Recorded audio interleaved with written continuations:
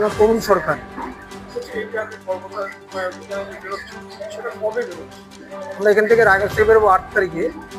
9 তারিখ থেকে আমরা পৌঁছবো কাঠমান্ডুতে, সেখান থেকে রওনা হবে। আমরা অল ইন্ডিয়া থেকে 5 জন যাচ্ছি। আমি এমনিতে বাইরে যাওয়ার সময় তো সব ফিল করছি। আর নেপালে আমাদের সংস্থা থেকে মূলত নর্থ বেঙ্গল থেকে নেপালে এক্সপিডিশন চেকিং হয়েছে। এক্সপিডিশন হয়নি বললেই চলে। সে কারণে একটা নতুন লক্ষ্য নিয়ে যাচ্ছি। সেখানে আমি খুব উৎসাহিত। আশা করি সাফল্য নিয়ে আসতে পারবো।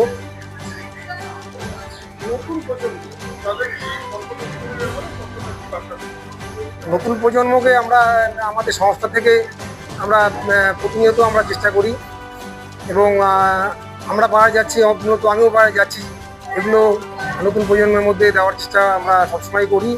আশা করি ভবিষ্যতে করব, এবং এই পর্বত আরোহণটা যাতে আরও বেশি চ্যাম্পিয়ন হয় যুব সমাজের মধ্যে, যুব সমাজের সামাজিক অবক্ষয়ের রুখতে এবং তার থেকে করতে।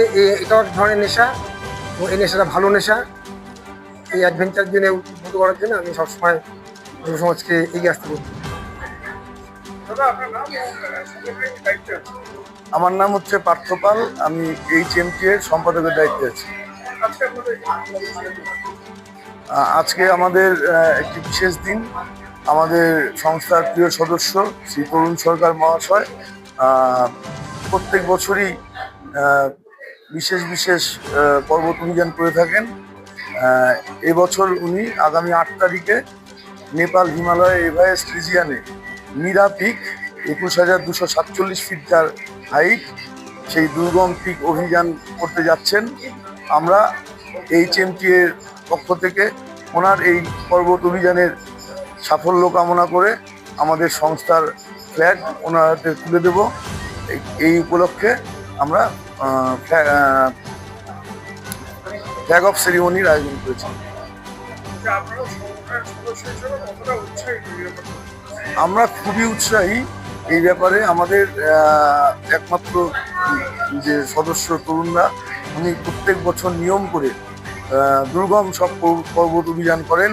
গত বছর যেমন উনি করেছিলেন আফ্রিকার সর্বোচ্চ পর্বতশৃঙ্গ কিলিমাঞ্জারো অভিযান সাফল্যের সঙ্গে সম্পন্ন করে এসছেন।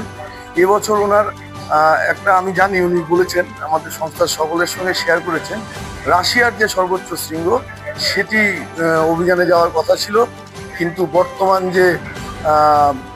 যে বিশ্বের যে যুদ্ধ পরিস্থিতি, এই জন্য উনি ওটা ক্যান্সেল করে তড়িঘড়ি করে এই আমাদের নেপাল হিমালয়ের যে মীরা পিক সেই অভিযানে খুব কম সময়ের মধ্যে উনি এই ঝুঁকিপূর্ণ যে অভিযান সেটার মানে সম্পন্ন করবেন বলে মনস্থির করেছেন, এবং আমরা সকলে মিলে ওনার এই অভিযানের সাফল্য কামনা করছি।